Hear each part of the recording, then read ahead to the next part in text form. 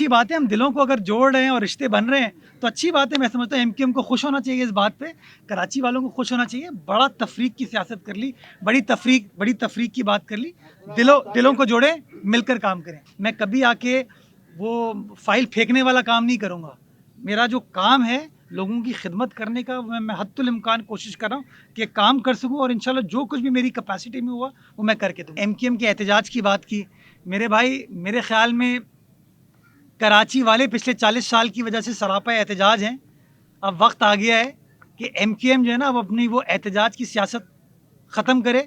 जो उनके कुछ नुमाइंदे इस वक्त ताकत के ऐवानों में बैठे हुए हैं, कुछ सेनेटर्स हैं, कुछ वफाकी वज़रा हैं, कुछ एमएनएज़ हैं, कुछ एमपीएज़ हैं, जो कि इमरान खान साहब की हुकूमत को सपोर्ट कर रहे हैं। मैं समझता हूँ वक्त आ गया है कि अपने वज़ीर आज़म से पूछें कि भाई हमारे आप शहरों में, हमारे गली मोहल्लों में, हमारे इलाकों में आप क्या काम कर रहे हो? इन लोगों के रोज़गार के लिए आप लोग क्या काम करें? इनकी ज़िंदगी को बेहतर बनाने के लिए इमरान खान साहब आपकी हुकूमत क्या काम करिए? ज़्यादा बेहतर होगा कि अपने एहतजाज का रुख वो गवर्नर हाउस या वज़ीर आज़म हाउस की तरफ करें। ये जो बार बार कराची की सड़कें ब्लॉक करके इस तरीके से शहरों को तकलीफ़ दी जाती है, ये गलत है। हम उनके आइनी हक प्रोटेस्ट करने को एहतराम करते हैं। वो प्रेस क्लब पे उस दिन आना चाहते थे, इंतज़ामिया ने उनको इजाज़त दी, लेकिन बाद में उन्होंने रूट डाइवर्ट कर लिया। एहतजाज करने पुरअमन तरीके से किसी पब्लिक स्पेस पे आ जाएं, अपना टोकन एहतजाज रिकॉर्ड करा लें। एडमिनिस्ट्रेटर साहब के पास जब यहाँ से चार्ज खत्म हुआ डिप्टी कमिश्नर से 50 करोड़ रुपए रखे हुए थे, वो 50 करोड़ रुपए कहाँ गए? लियाकताबाद से लेकर न्यू कराची तक सड़कें, लाइटें सब बदहाली का शिकार हैं और कोई तवज्जो नहीं है किसी चीज़ पे।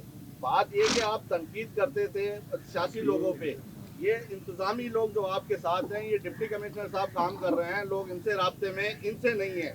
तो आप तब्दीली ले आए ना, इनको एक शख्स के खातिर आप पूरे जिले के अवाम को मुश्किल में डाले हुए हैं, तो कैसे काम होगा बेहतर? तो मैं ज़ातियात पर मबनी चीज़ों का कभी जवाब नहीं है, एडमिनिस्ट्रेटर मेरी है, बात वो तो सुन, हमारी डिस्ट्रिक्ट के नुमाइंदे हैं। मेरी बात कहाँ से बात कर रहा हूँ मेरी बात तो सुन मैं लेना। तो मसाइल की बात कर रहा हूँ। मैं तो मेरी बात सुन लेना।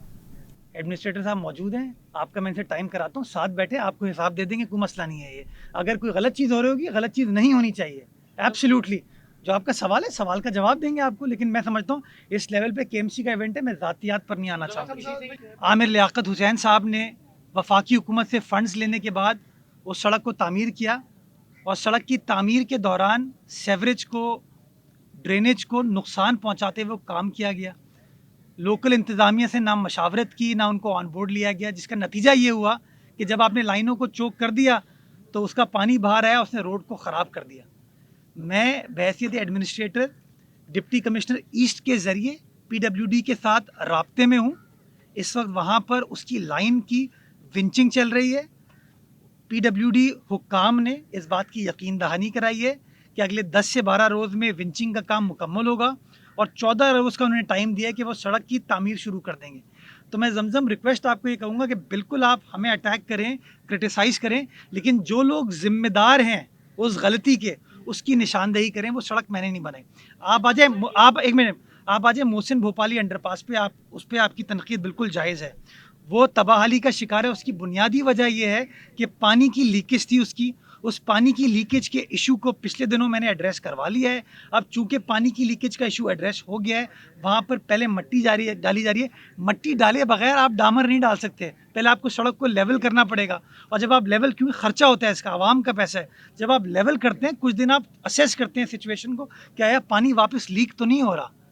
तो एक बार उन चीज़ों के सेफगार्ड ले लिए जाएंगे, उसको कंप्लीट कर दिया जाएगा। लेकिन उसके साथ अंडरपासेस की जब आप बात करती हैं, उसी अंडरपास से आगे निकल के 2 अंडरपासेस पे जाएँ, वहाँ पे टाइल लगते हुए आपको नज़र आ रहे हैं।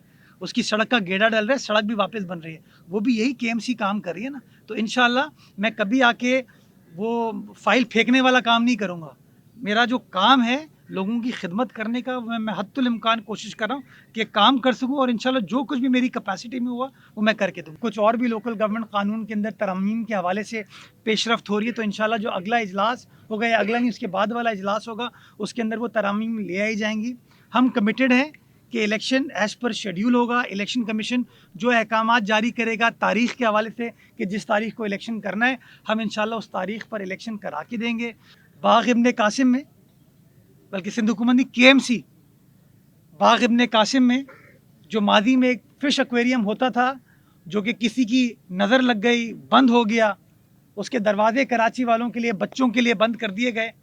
उसको खोलने का प्रोसेस हमने स्टार्ट कर दिया है, उसकी टेंडरिंग का प्रोसेस मुकम्मल हो चुका है और इंशाअल्लाह 7 फरवरी को उसके ऊपर भी काम शुरू कर दिया जाएगा, ताकि जो लोग बाग इब्न कासिम का रुख करते हैं, वो बच्चे, वो बूढ़े, वो फैमिलीज़, उनके पास वो फ़िश एक्वेरियम की फैसिलिटी होगी, वो उसको एंजॉय कर सकें।